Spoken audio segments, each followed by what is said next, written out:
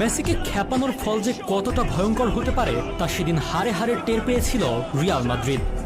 ওই দিন কিছু বুঝে ওঠার আগেই বার্নাব্যুর গ্যালারিতে থাকা ৮০,০০০ দর্শককে থমকে দিয়ে তিনি জানান দেন, মেসি রাজত্ব এই তো এখানে, রিয়ালের মাটিতেই খুঁটি গেড়ে গেলাম। সাল ২০১৭ এল ক্লাসিকো নামটা যেন সার্থক হয়েছিল ২৪ এপ্রিলের সে ম্যাচে। কি ছিল না তাতে? আক্রমণ, পাল্টা আক্রমণ, গোল, পাল্টা গোল। খেলোয়াড়দের মেজাজ হারানো নাটকীয়তা সবকিছু যেন পর্ষা সাজিয়ে বসেছিল রিয়ালের মাঠ সান্তিয়াগো বার্নাব্যুতে। ছিল লাল কার্ডও।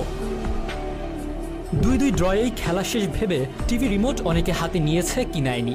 সেই মুহূর্তে দৃশ্যপটে আবারও লিও মেসি, যিনি এর আগেও করেছেন এক গোল।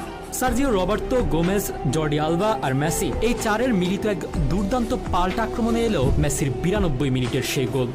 সে গোলের পর মেসি রমন জার্সি